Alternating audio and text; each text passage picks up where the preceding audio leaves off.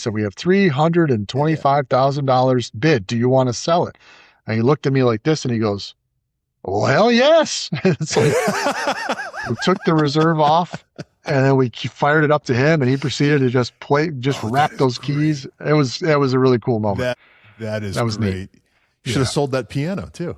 Yeah, right. Today on That Car Show, we're joined by Sam Murtaugh, Chief Operating Officer of Mecum Auctions. You know Mecum, and with Car Week just around the corner, they're gearing up for another huge presence. You're going to like Sam too. We quickly discovered we have a lot in common, and it made for a fun conversation.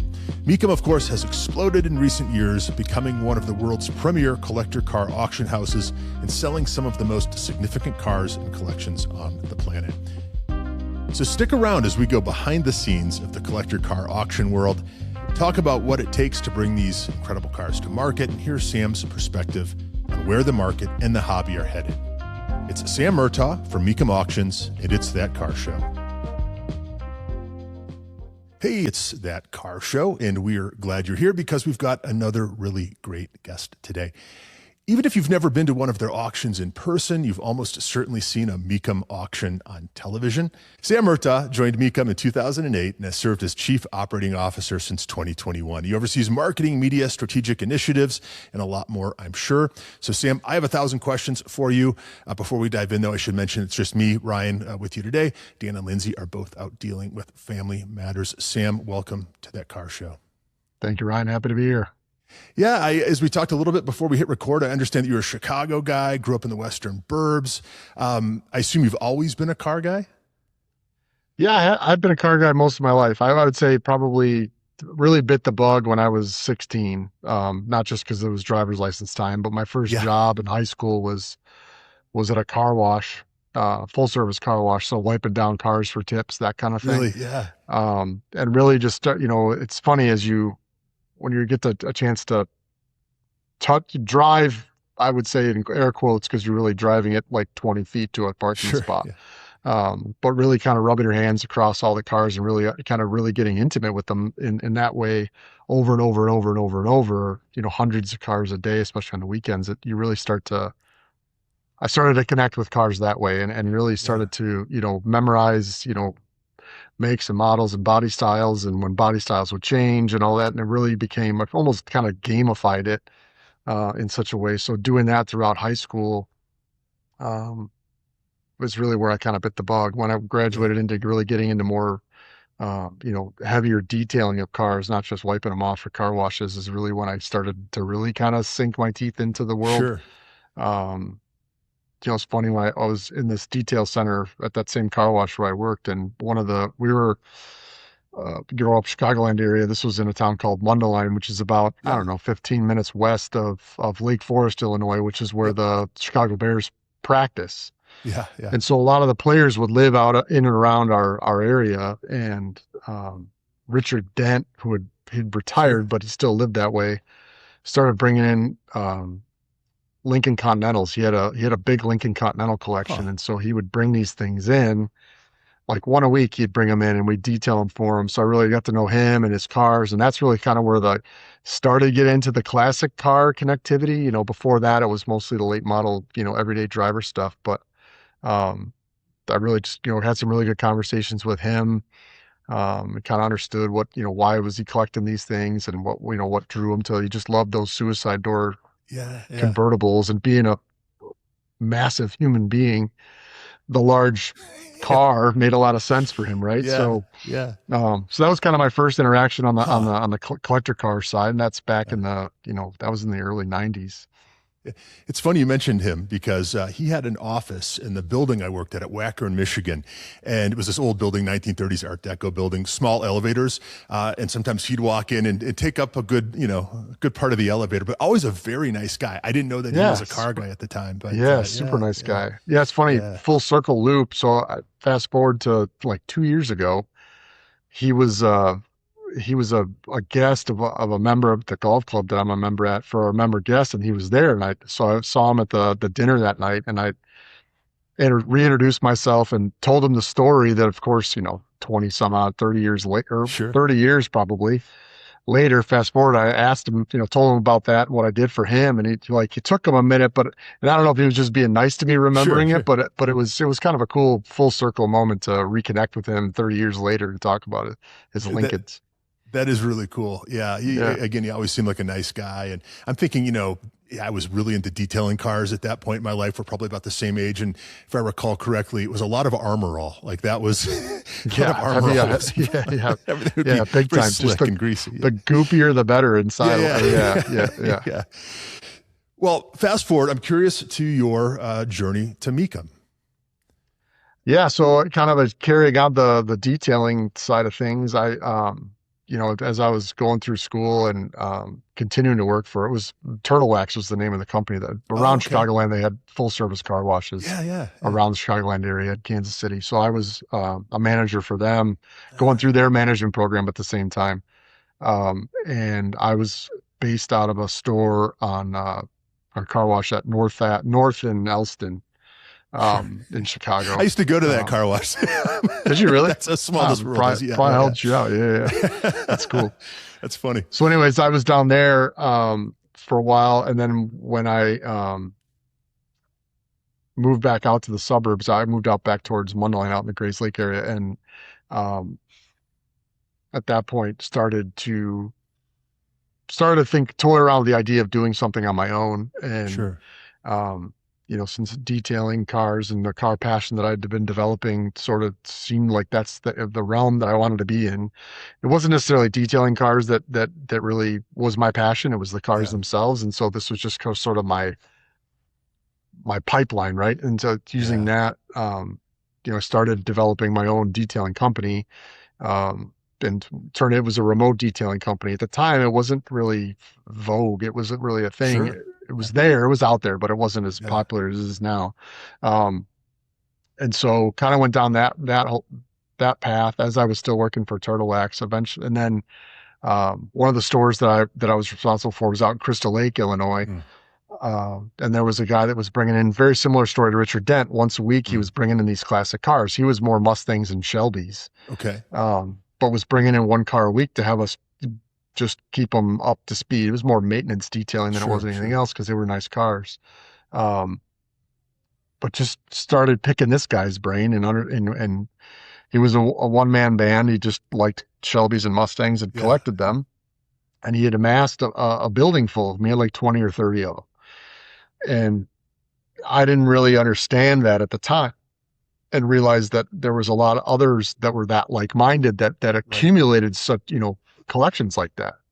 And so my sort of entrepreneurial brain started just kind of gears turning, whatever. I got to know him pretty well. Eventually invited me out to his place. I saw his Mm. cars and got to become friendly with him, and sort of helped him on the side. And it was just fun tinkering with these old cars and getting involved with them.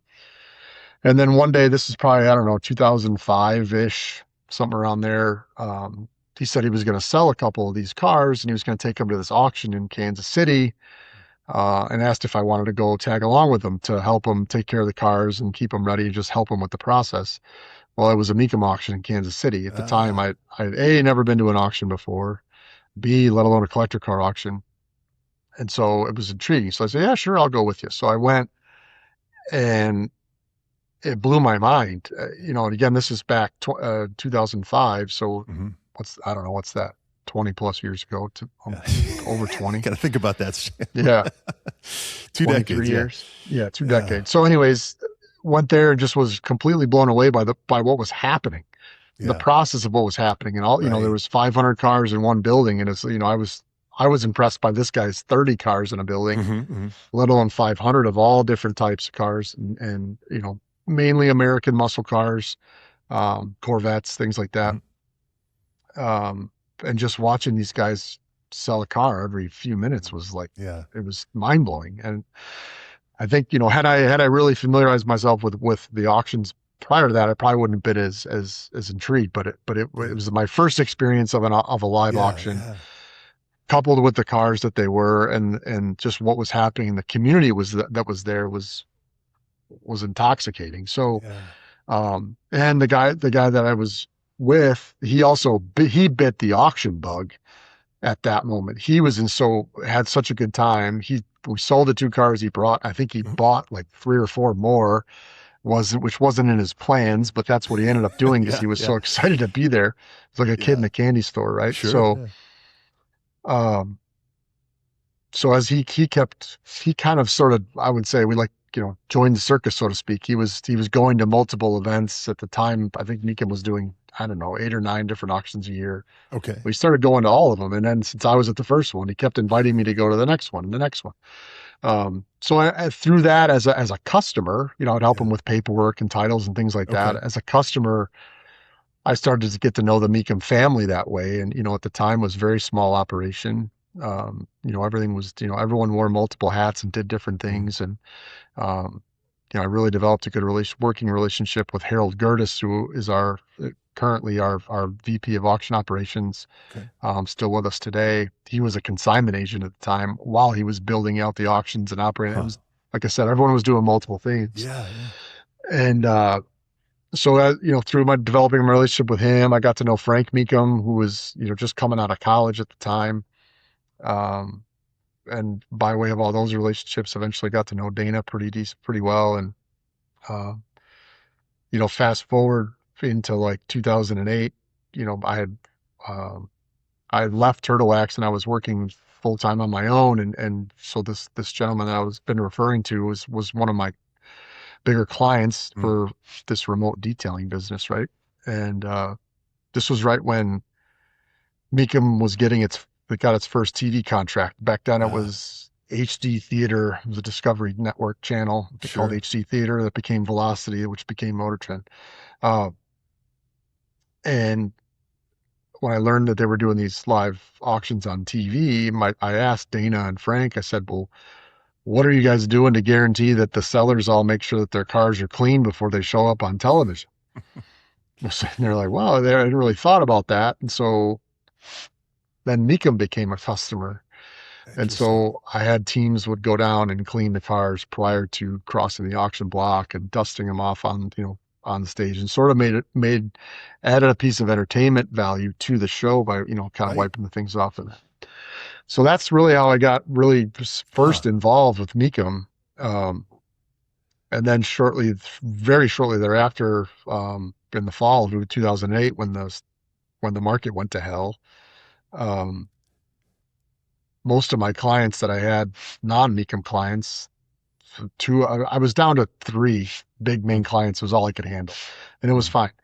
fine. But 2 of the 3 basically evaporated overnight, Mm. and so I was kind of flailing around, not knowing what I was going to do. I Yeah. kind of put my eggs in one basket, so to speak, which wasn't necessarily the smartest thing to do.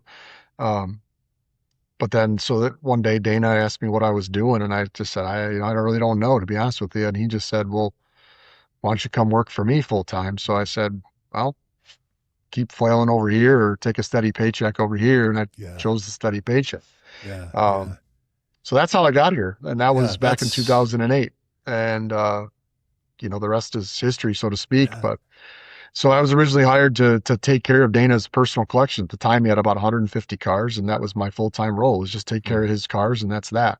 Um, Slowly but surely, as I continued to understand the business and have more conversations, Dana would give me a project here, a project there, something different, and eventually invited me to come work out of the main office, which is in Marengo, Illinois at the time. Sure. Um, I want to say I was like the 12th or 15th full-time employee Hmm. hired. Um, that so it was cool. I mean, one day um, there was a I guess I would call it a fight between Dana and the marketing director at the time. I wasn't privy to what took place or what was going on, but he eventually left the company, and uh, Dana saw I had a bit of an eye for design and Yeah. Yeah. marketing brain and some business sense and that, and so he had me get more involved in the marketing side. And at the time, that was the marketing department at Mecum at that time was then myself and 2 other people, neither of which had marketing backgrounds. Um, and so really I was starting from scratch and just continued to build what was necessary to help support the growth that was happening being on television, or as the brand was continuing to Yeah. grow from that visibility. And we kept scaling accordingly along with it. And, fast forward today, I think we've got a full blown marketing agency here in house, about 35 people strong and Really? covering Wow. all the aspects of it. And, so, um, I can't take full credit for that. Obviously a big team effort with a lot of things going on, Sure. but to grow something from that was zero to what it is today it's pretty proud to be a part of that. Yeah, yeah, and it all started with that chance meeting. That's so cool. Yeah, It's just who total you are. luck. Yeah, I wouldn't say luck, but right place, right time, and hard combine, work. all the things, right? And hard work Yeah, yeah, and that's one of the things that I pride myself on is just being a, hard worker with strong work ethics and yeah. the rest kind of takes care of itself if you do the right things and work hard, things usually work out. That's for sure. When I told a friend in the industry that we were going to have someone from Mecum on the show, the first words out of their mouth were, "Dana Mecum is a genius." So let's go back to the very beginning for Mecum, because I have no idea really. Was it farm implements or something? I mean, right? It wasn't always collector cars. So the Mecum family has been in the car business, I mean, forever. Dana's dad Okay. was a car dealer. He was at one time the Ah, largest fleet dealer in the United States, wholesale fleet dealer. He had a Pontiac store at oh, one okay. point in Wow. time. Eventually had what was called the Speedway Auto Mall in Rockford, Illinois. Okay. So Dana Okay. grew up in the car business Okay. from his Okay. father. Dana, to the point of Dana being a genius, he's brilliant. Um, and one of the things about Dana, he's always constantly looking to differentiate himself, always. Hmm. And, you know, um, working for his dad in the dealerships, he learned the industry that way. And I don't know how he acquired them, but at some point in time, he had done some trade deal and ended up with a bunch of tractor trailers. They were like semi trailers or something like Okay. that, or the tractors. I'm not sure which Sure. the Sure. power or the trailer. I'm not sure. Yeah. Maybe Um, that's what I read, and yeah, yeah, yeah, yeah. saw tractor. Over the road haulers. Right. And however he acquired those via whatever he did, ended up trading those for a group of muscle cars. Hmm. And when he had the muscle cars, then not, trying to figure out the best way to sell those. Sure, he could retail them one at a time and do that route, but he decided that he thought the best way to get rid of those would be to hold an auction. So in 1988, he started an auction at Hmm. I think it was at the Rockford Airport. And got some of his, friends and colleagues and whatever to bring some of their cars so on top of what he had already Sure. amassed and built, and they had their first event.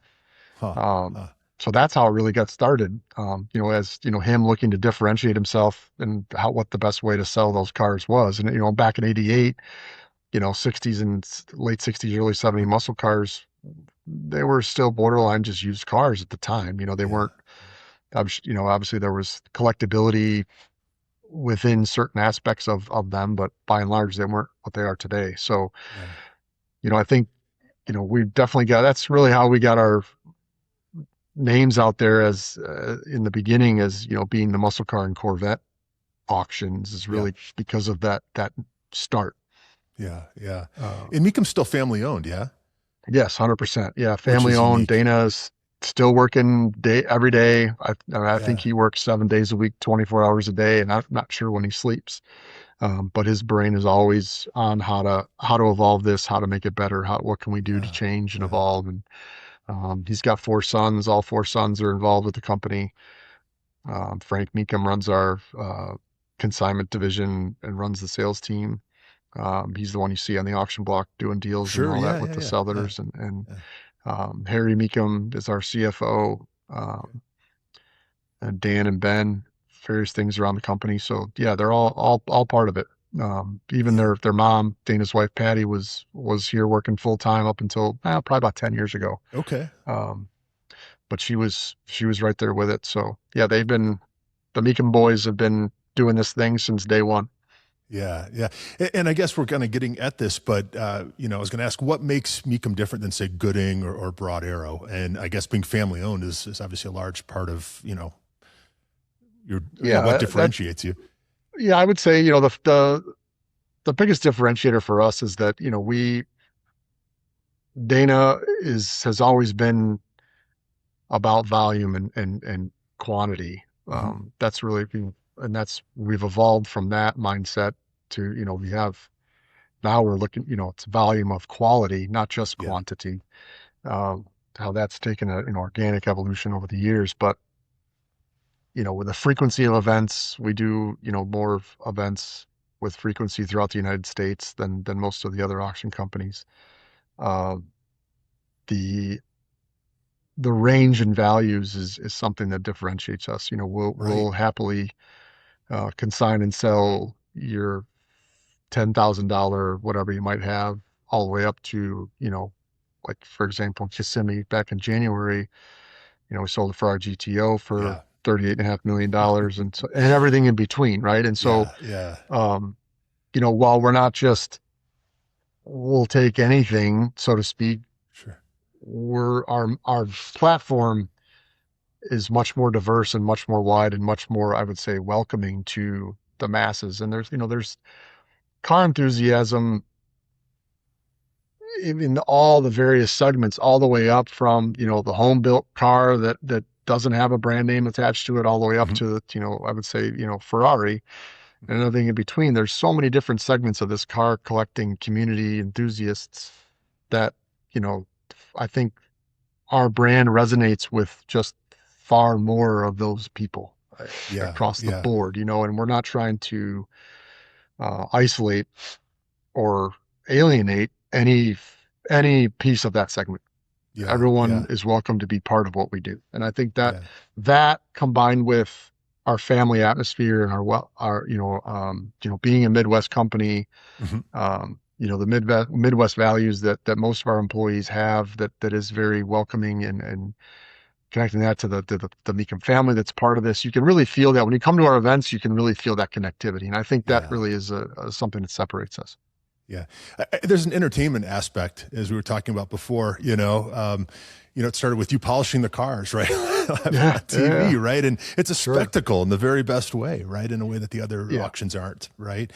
And I think you've democratized the collector car auctions, right, in a way too, right. They're comfortable, and you've expanded. You have a transport service, right, and you finance cars now, right. yeah, I mean, you yeah. really are the whole the whole deal, which is pretty impressive. But you mentioned that Ferrari, Sam, and I want to talk about that because I think the two biggest, I guess, Mecum stories in recent months were that Ferrari and then the Bachmann Ferrari collection. So Hmm. this was called the Bianco Speciale. It was a Hmm. 1962 Ferrari 250 GTO, like the Ferrari, right? A rare white color. When you sell something like that, or you have the Bachmann collection, come through your doors, is it just a different vibe? It's got to be, right? Like you kind of know that history is being made. There's got to be an energy in the air, huh? Yeah, no, absolutely. Yeah. Um, with the Bachmann collection, just what those cars were, I knew it was going to be special Yeah. when we consigned those cars and we're preparing that and starting to market those cars.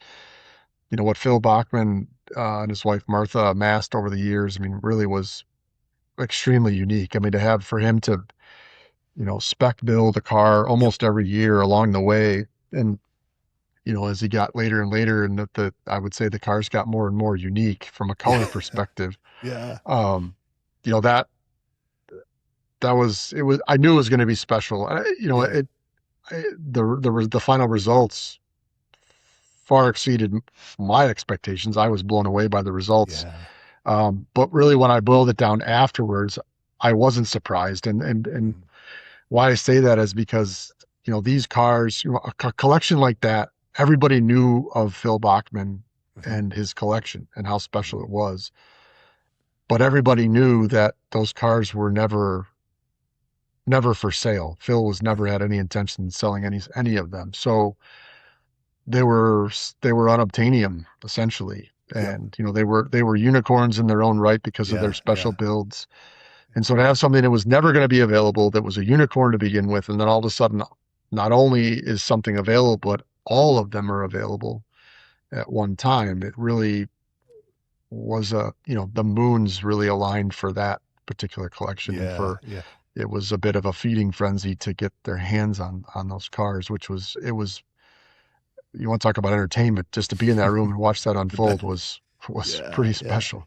Yeah. It was kind of like the closest thing to the Sultan of Brunei's collection that we had on our shores, right? As far as spec and uniqueness and this kind of thing. Yeah. He was a car dealer in Tennessee or something, right? Yeah. That's how he made Yep. his Yeah. money. And Multiple dealerships in Tennessee, Middle Tennessee. yeah, Yeah. yeah, he used to come out and do the Colorado Grand, which I'm a part of. I never got to meet him. He was before Yeah. my time, Yeah. but Yeah. There was a lot of pictures of him with his son. They did that, I think, yeah. almost annually. So yeah, it Yes, was, yes, yes. yeah. And I hear all the time about what a nice man, what nice people they were. So, Yeah. yeah, and hell of a collection. It was so cool to see that happen, to get the numbers you got, and in a hobby where so many people just get the red over tan Ferrari or the silver Porsche, Yeah. right? I'm guilty of that. Yeah. It was fun to see those cars for sure. Okay, so you put on what? I'm just looking at my notes. Over a dozen live auctions a year. Yep. The Kissimmee, Florida, I think is still the big one.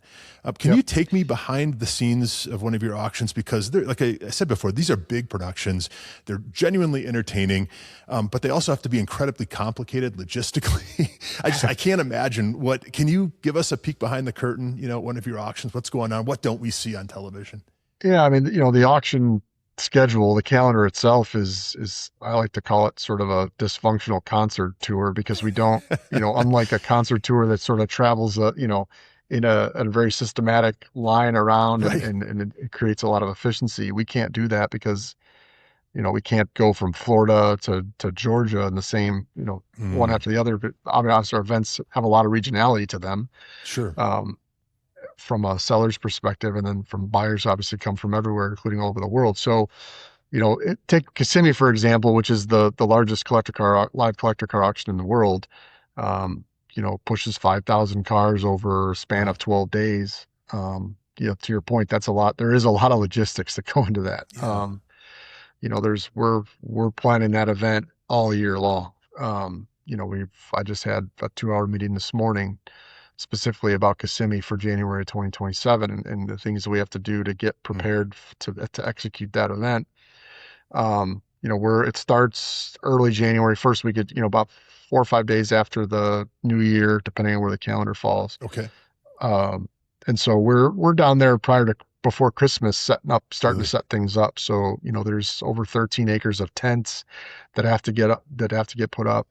Obviously we don't do that. We have our tenting contractors Sure. that do that for us, but the planning, making sure that we have everything set. Once those tents are set, they're not going anywhere. So you got to make sure that everything is mapped out, ready to go in alignment so that the tent company can execute, get that ready. That sort of starts to formalize the infrastructure for what the rest of the event that we build around it Hmm. becomes.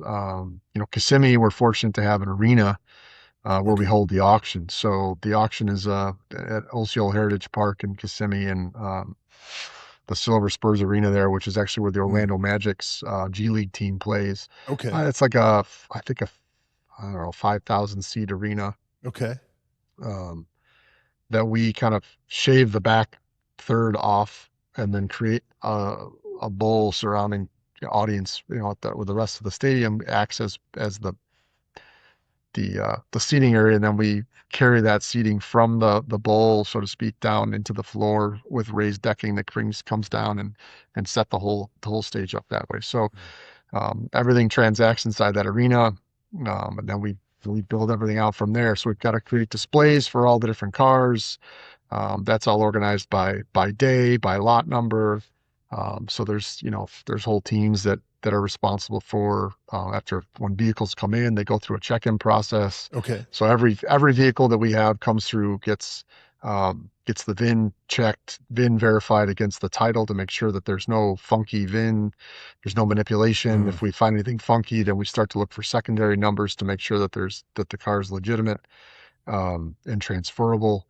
Uh, and after that, then the drivers take it through every car has its designated position. Then those drivers okay. take it out to their spots, they park them. Then there's inside there, we have what we call lot managers, and those lot managers are responsible for their area. And then they make sure all the cars are there, set right, ready to go and recorded.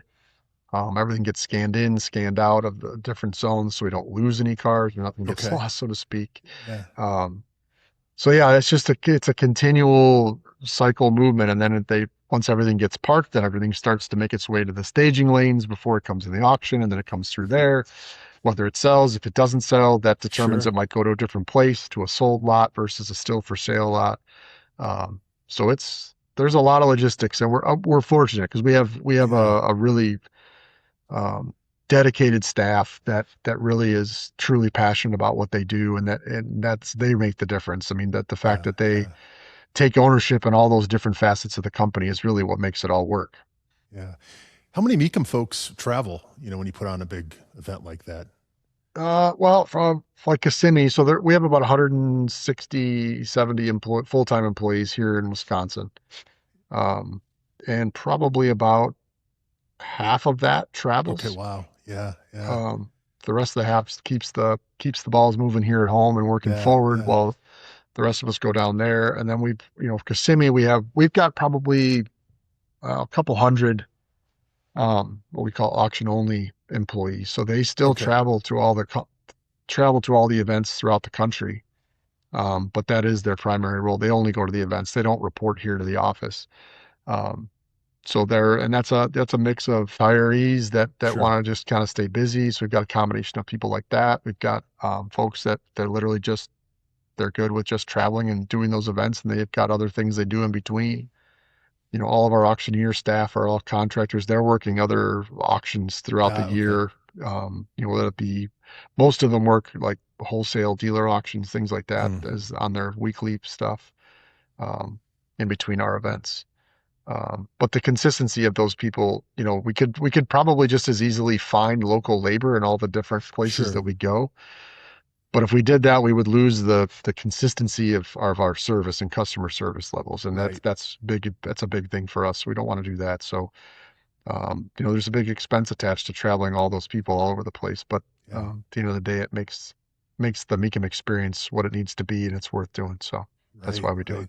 Right. And you do 12 to 14 of these auctions around the country each year. You just had a really successful auction in Harrisburg, Pennsylvania. Yep.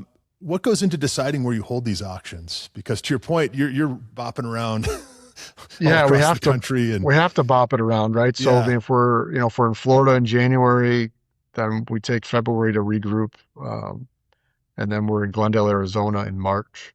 So we go Okay. from the East Coast to the West Coast, and then in April we go back to Texas. We're in Houston in April, um, and then we go to Indianapolis in May, Right. and then June we go to Tulsa, Oklahoma for a little auction there, a little 2-day event there. Okay. And then July, we go to Harrisburg. Um, it was just last weekend.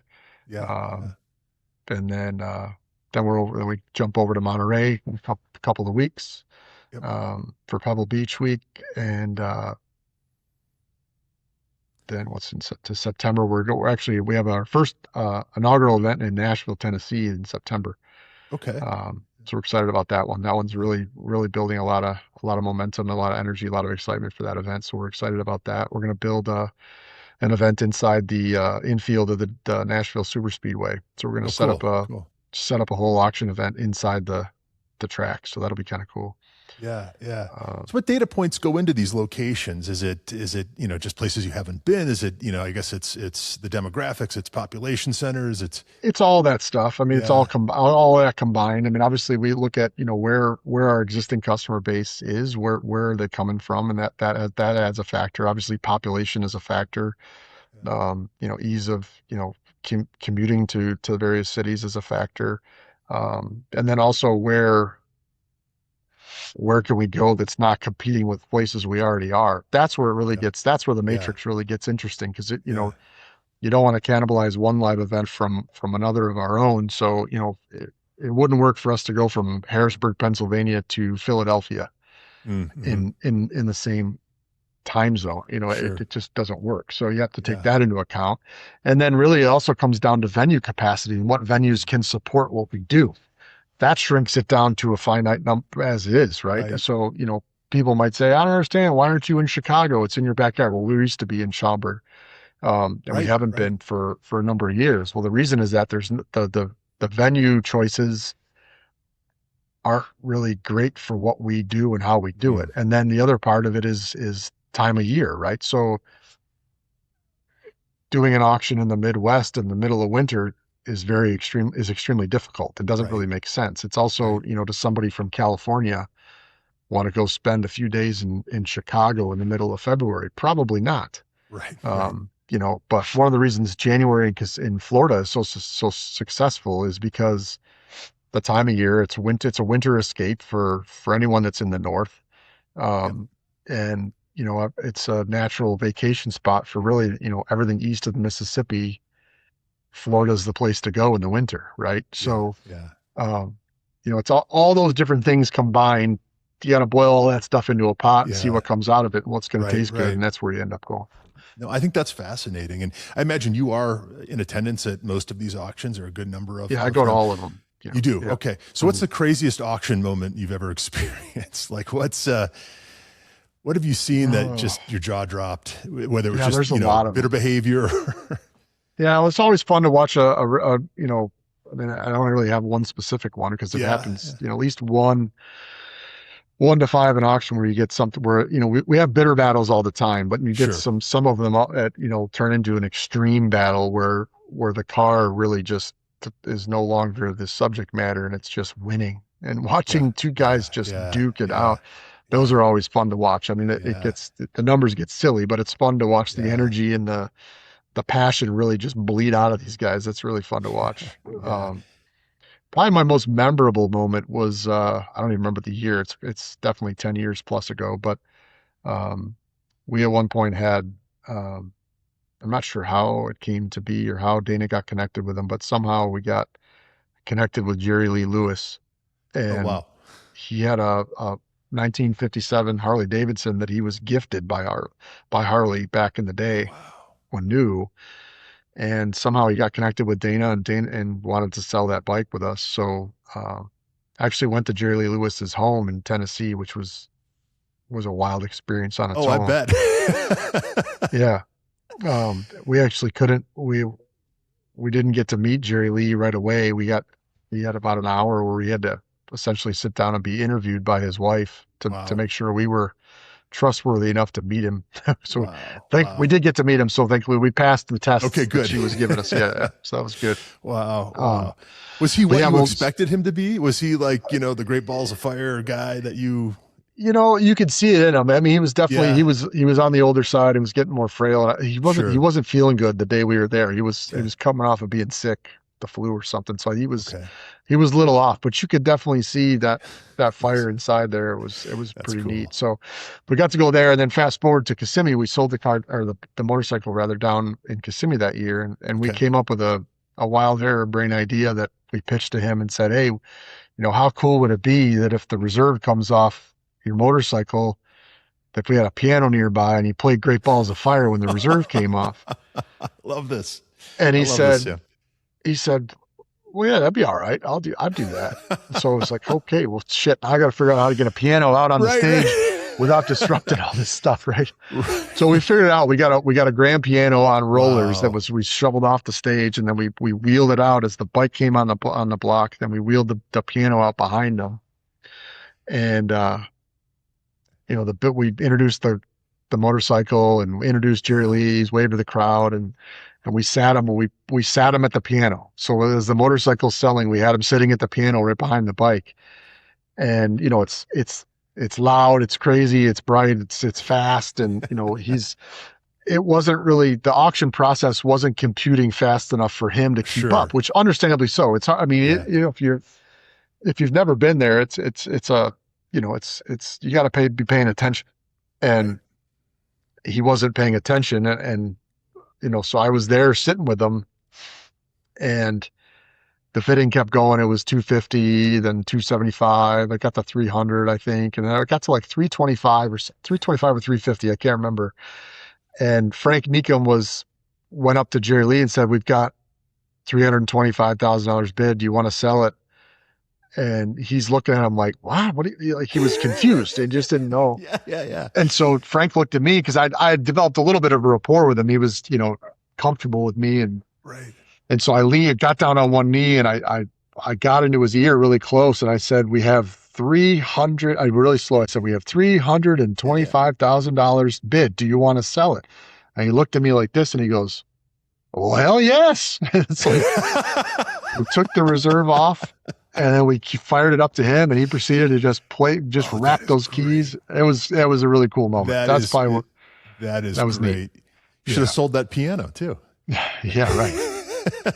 Now It that's was super cool. super cool. It's Yeah. It was that's neat. I mean it's those moments, right, that make Mecum, I think. And Yeah. I think yeah, so. that's exceptional. So you talked a little bit about the range from like a $10,000 collector car to the 250 GTO. What type of stuff doesn't fly for auction? What gets brought to you and you look at it and say, hell no, that's not happening. Uh, yeah, it's a good question. I mean, really, it's a tough one because the passion and collect people people like to collect what they like to collect, and that's Right, a very subjective thing. And right. so what I think is beautiful, you may think is ugly, and vice versa. And so really what comes down to is what makes sense financially. I mean, we have minimum fees, and we have Right. if somebody has something that value wise isn't going to even meet a minimum, that those types of situations just don't make sense. So I think Right. when you get down to that level, that's probably the most of it. Obviously Yeah. we need to have that there's you get people that try and sell stuff, then it's my mother's this, and Sure. we do make sure that it has to be something that you physically have the ability to sell, you own it, you have title, Hmm. all that stuff's in line, because we don't want to, we do that all on behalf of the buyers to make sure that they're going to get a clean transaction on the back Right. end. And that, so it's things like that. Um, but there's, part of Mecum's platform, and we're not the only, but part of the auction platforms or public auctions is really, here to facilitate what the market is and let the market evolve and continue to grow and evolve what it's going to become. So, I'm not going to say that, something from, the 2000s that I don't think is collectible. There could Right. be there's a segment of people that are after that stuff. And so, Right. Right. we try to be as flexible and accommodating as we can within reason. And then, that's the cool thing, is to watch those sort of trends and Yep. markets evolve out of what we do sell. Yeah, yeah, and I want to come back to that because things are always changing, right? But run me through the process as a seller, if you will, to make it interesting. Let's say I've got a '73 Carrera RS, which I want to unload. I don't. I wish I did. But if I did, walk me through how that would go. I come to you, then what happens?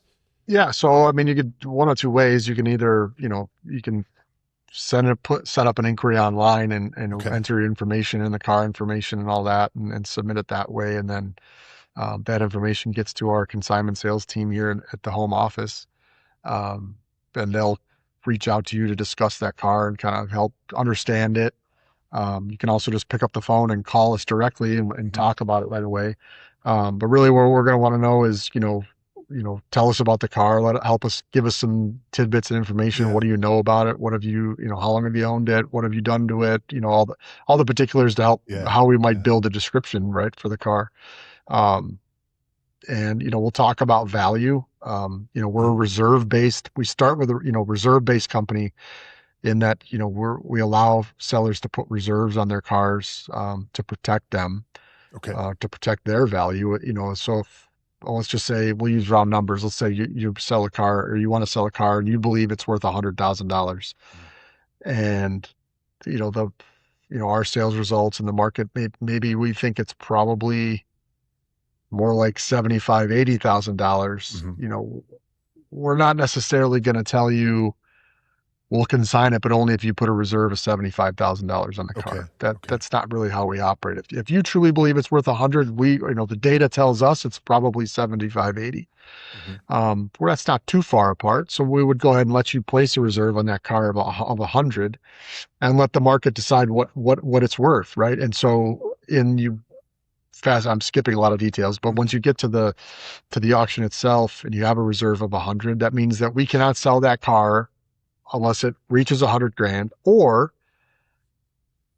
we keep you informed of what the high bid is, and you might make a decision right there in the moment. Say, okay, there's 5,000 people here, Mhm. and the high bid is 82,000.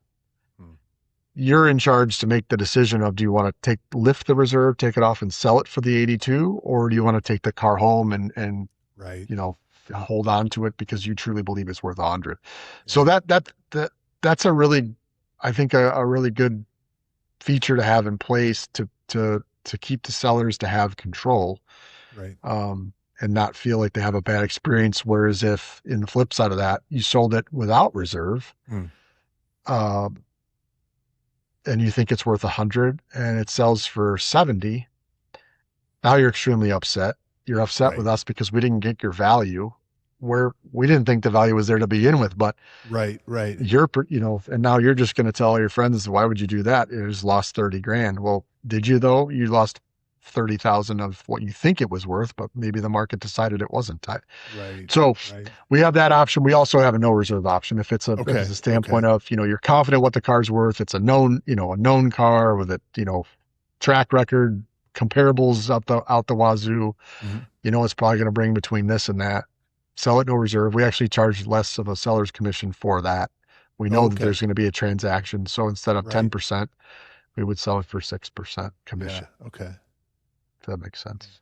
Yeah. But as far as consigning it, back to the original question, it's Yeah. fairly easy. I mean, we Yeah. walk you through all that. We'll walk through that, have that conversation up front. If it's something you want to do.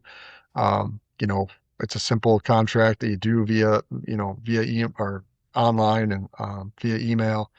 Um, whether you have photos, you can send, depending on, we usually send a photographer out to photograph the Okay. vehicle, um, help you set up transport to get it to the event. If you need the help there, obviously, like you mentioned earlier, we do have a transport company here to try Mhm. and make all the points and all the process as seamless or as hands off as you want it to be. Um, and then, we help build the description out. We send that back and forth, get approval from you, the seller, get that to us. We're representing the car as you want it to be represented. If you make any claims that Mhm. it's got certain things, whether that, certain pieces of documentation or Mhm. certain stories or certain owners and things, we validate all that to make sure that Okay. Okay. what we're representing is true and correct. I mean, you get Okay. people sometimes that try and slip certain tidbits in that don't Sure. necessarily have support. That makes it a Yeah. little bit Yeah. harder to, when they're not necessarily true. So, um, facts and figures are part of it, checking that stuff and making sure that the seller has an accurate description Yeah. based on Yeah. his representation, and that Mecum is comfortable that we're not misrepresenting the car in any way, um, to lead a buyer down a path that's wrong. So, Right. Right. uh, So John Voight's LeBaron, for example, you're going to catch that right before it yeah, gets. yeah. Yeah. Yeah. No, I had no idea that you had that sort of full spectrum of services, I guess. And that's got to give a perspective, seller, some peace of mind for Yeah, sure. And absolutely. I mean, the so, nice thing is it gives the seller the opportunity to, we can do most, if not all the work, take all the heavy yeah. lifting burden off of Yeah. you, sit back, relax, and watch it all go down. But I will say that some of the best sales that we have, especially with guys that are offering larger collections of cars Mhm. at one time, you know, the the partnership success is really what makes it work. When you have an engaged seller and Mecum working together to develop the presentation together, Yeah. that really makes all the difference. Yeah, yeah. No, that's cool. Since in the time that you've been doing this, 20 odd, it's been 20, how many years? 20 years, 20 odd years, 25 years you've Yeah, been yeah. involved. You've seen a lot of changes, right? You've seen the online auctions, blow up and this kind of thing. Yet, Mecum continues to just grow and grow in prestige. How do you see things changing the next 10 years for you? Yeah, I mean, it's a good question. Something we're always working on and thinking about. And I think that, as it continues to evolve, I think there's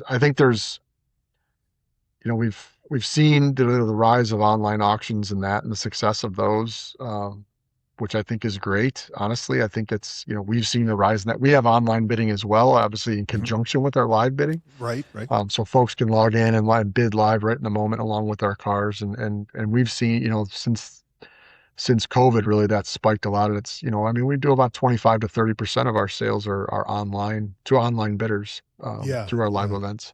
Wow. Okay. Didn't Um, realize that. yeah. So, I think it's all those things and really just refining all those different features and making sure that we're offering the right mix to everybody to, Hmm. to be able to do business the way you want to do it. Some Right. people, personally, I'm one of those guys. If I'm going to spend a large chunk of change on a car, I want to touch it and feel it before Right. I pull the trigger. I think Right. it's easier to do with, some, especially with, talking about the rise of, the late model the supercar Hmm. stuff that's Hmm. really going to gangbusters right now. A lot of those, what the specs are, you can get away with probably a sight unseen purchase with some of Sure. those, especially if they're, low mile, no mile stuff. That's a lot easier to make those decisions than, if I'm talking about buying a 69 Camaro that was restored and all the different things, I kind of want to lay eyes on that, Right. personally. Right. Some people are, but I think that society is getting more and more comfortable every year that goes by that buying things sight unseen on the internet. And I think that, Hmm. where will that continue to just evolve to where no one talks to each other ever down the road, Right. Right. in person?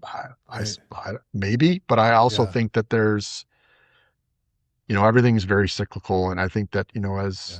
um, I don't think I think the online auction style will continue to grow. I think what we do in our Hmm. current state today, will remain stable, and continue to grow incrementally. And I think it will continue to, as it people eventually want to connect with people. And I think that Right. our venues, our events create a platform for people to engage with one another as a Yes. community. And I Yes. think that, Yes. combining those two things together is really probably most of it. And then You, there's also all the things we don't know, what we don't know. yeah. And Yeah. But you touched on something really key, and I think that's authenticity, right? You cannot fake the funk, right, when it comes to a purchase like this. And there's so much emotion wrapped up in a collector car purchase, right? So that's something that you have that the strictly online auctions just can't offer. yeah, And just to put your hands on something, yeah. makes And some all people the are difference. fine with that, and I think Yeah. that, the entertainment value of the excitement that you get in a room isn't just about, when we say excitement and entertainment, it's not just a car ringing the bell for a big number. It's, you could be in a room with a whole lot of like-minded individuals having a really Yeah. good time together, whether they're paying attention to the auction or they're just there. Yeah. And you can feel that energy. That energy Yes. Yes. Yeah. that's something you can't produce inside of a computer. Yeah. Yeah. And so that's something special that I think that will continue to, as people sort of discover connectivity, human connectivity Yeah. again. Yeah. um, I think there'll be another resurgence of growth just from that, from Yep. being, so tech that it'll be, sort of a history repeating itself moment Yeah. where that's, Yeah. cool again for the younger generations. Right, right, right. And you are in such a unique position, right, to see, these cars come and go and auction trends over the 25 years. What do you think are some of the best buys coming across the Mecum auction block right now? Um, it's a good question. It's obviously I would like to know for sure because I'd try and pile them all up and hold, if I Sure. could, but Yeah. things shock me all the time. But I think, Yeah. we're starting to see more and more, JDM stuff is Hmm. starting to catch on stronger than, I mean, it's been strong, but, when you get into really some of the real exclusive cars, but even some of the Hmm. more, I would say, run of the mill stuff is starting Hmm. to pop up. I mean, it's the same story, right? I mean, even with you Yeah. had a million Mustangs, and yet here Mustang values grow. Well, Yeah. why would that be with a million? Well, how many just got drove to death and died off, and Right. how many are left that were cared for? And I think that, Right. those, you're seeing a lot more of that from the 2000s era. I think is a interesting era because my personal opinion, that era was pretty rough on design and, Right. power and all that. But there's pockets within all that. Yes. Yeah. So I think that those are, I think, things to continue to pay attention to for sure Yeah. from that decade. Um, so yeah, Yeah. I think there's, um, there's just so much. It's really a hard No, question no, to answer. no. But I think JDM is really where it's at because I read something the other day that the most expensive JDM car ever sold at auction, I think, was a Lexus LFA, the Nürburgring edition. I think it was 1.4 or 1.5. That's the most expensive Japanese car ever sold at auction. And you look at the gulf between that and that 250 GTO, right? That's what, 30 times the Right. the sale price, right? The hammer Yeah. price. So, and Mhm. my generation, our generation, and those younger than us have an emotional connection, I think, to those cars that Yeah. I mean, certainly, I've got emotional connection to I've got on my hit list of, I haven't found it yet, but it's I really want a 1993 Acura Legend two-door coupe. oh, come on. Now you're talking my language. Why? I mean, to me, that resonates to me because that car was cool as hell when I was in high Oh, school, yeah. Oh, it and looks so, so and good. you can find one with a six-speed transmission. They're cool, Hmm. so, Yeah. that's what I was kind of meaning by some of, I wouldn't say it's obscure, but it was, Yeah. you Yeah. wouldn't really think of that car from a collector car standpoint as much as, you would the stuff that gets all the press and attention. Yeah. Um, Yeah. but I think there's a lot of that stuff out there. Yeah. Yeah. Make it beige, right? I mean, just that was right. Mine's white. The one White I over want is gray. white over tan with the Over 10. gold trim.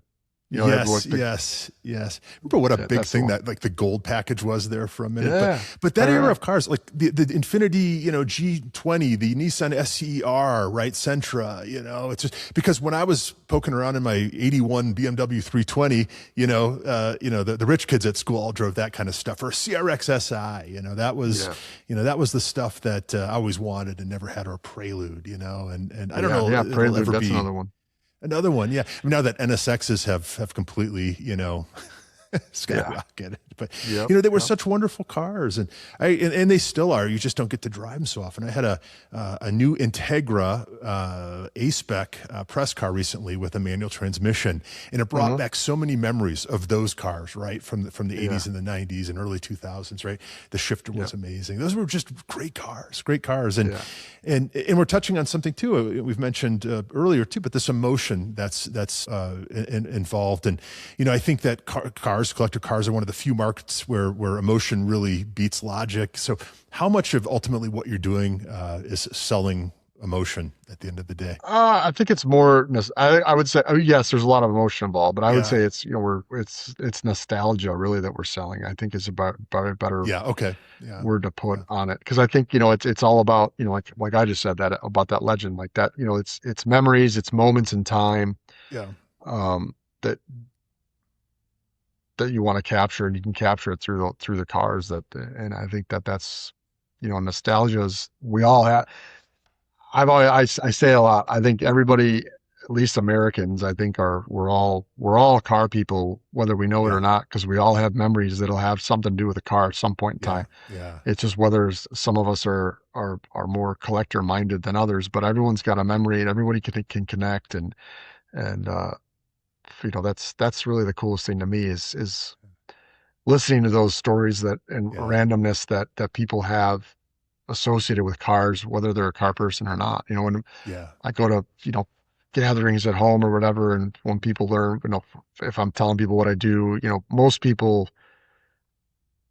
I interact with know very well what Mecum Auctions is, but you sure, get into some obscure party somewhere or whatever, and you tell them, like, oh, and they're intrigued by it because they don't understand it, mm, and it's a world that, uh, really is, I think once people get introduced, very similar to how I started in this business. So when you get introduced mhm, to it and you learn about what's happening, it's so intriguing that you want to learn more, yeah. and you just continue to just keep chewing on more and more and more until all of a sudden you're a car lover and you don't even realize Yeah, it. yeah. Well, I know we're nearing on an hour here, and I want to be respectful of your time, but I do have to ask what's in your own garage, right? Yeah. So I just got rid of a 2023 Hellcat that I had for a couple of Okay, years. That cool. was the fun car. That car Yeah, was a blast. I put 25,000 miles on it, which, really. Okay. yeah, I just drove the snot out of it. It Uh, was fun. a soft Um, spot for those. yeah, they're fun. I had a 76 Eldorado convertible. I currently don't have any cars in the garage. Let me just be Okay, honest with you. I'm putting the second kid through college, so I'm getting sure, that done and over with. So I've sure. bought and sold a few cars over the years, and really I think once I got 2 more years left with one daughter in school, when she's out, then it becomes me time again. Yeah. Yeah. Um, so I've got a hit list, but yeah, it's the Hellcat was fun. I drive an F-150 pickup truck that I put a lot of Okay. Roush upgrades on, and Right on. Yeah. um, so that's kind of my daily driver now, it's still fun. Um, Yeah. Absolutely. but and I get surrounded, I get to see them all every day and Well, enjoy that's everybody the else's right. cars. Yeah. But the problem is You get I've to. got a little bit of like ADHD taste. Like I love, oh, Uh-huh. I love Shelby's, and all of a sudden, oh, that's really cool. And as if I deep dive research into something else, then I kind of start to fall in love with that. So I would definitely going to need a big garage when it comes time to start acquiring Right. stuff again. So, Right. And I hope to see a two-door Legend in your garage at some oh, it's point. coming. But I will right get on. it. Right. I I want to almost pulled the drive it trigger if you. one. There was one in San Francisco. I think it was like Yeah. 2 or 3 years ago. I found one. And I just got busy, and it was Yeah. across the country, and I should have just went out. I should have bought it sight unseen and just dealt with but I didn't. I didn't pull the Yeah. trigger. Do So you know who Myron Vernus is by chance? Myron Uh, Vernus. he goes by the Junk Man on Instagram. He's a guy, he's in Akron, Ohio, but he collects all that kind of stuff. He's got like Does it? 300 of them. Just all that, wouldn't be on everybody's radar, but it's Yeah, on his, it's I'll have on to look him mine. up. Maybe You he's have to got one look him sitting up there. because Yeah. I think you'd appreciate his taste in cars. And he's got a lot of Yeah. the offbeat stuff too. We had him on the show a couple months ago, maybe 3-4 months ago. He was wonderful. He's a great guy. And I know he'll be at Car Week, and I'm looking forward to meeting him in person. And you guys will be at Car Week very obviously too. Yep. When this Yep. episode airs, it's hard to believe, but Monterey will be just over a week away. And you guys will have a big presence. Specifically, you'll be at the Del Monte Golf Course in Monterey from the 13th through the 15th with over 600 vehicles, I think, and that includes 100 vintage motorcycles, which is cool. So what are you most excited about, and what should we be looking for when we're there? Yeah, there's a lot. I think we've got almost 30 Ferraris to choose from at this Really? event. Okay, Yeah, cool. headlined by a 96 F50. That'll be a good one to watch. We've got a Absolutely. beautiful 63 250 Lusso. That's a Wow. beautiful car. That's on the classic side. We've got a 33 Duesenberg Model J, disappearing top convertible coupe. Wow. Super cool looking car.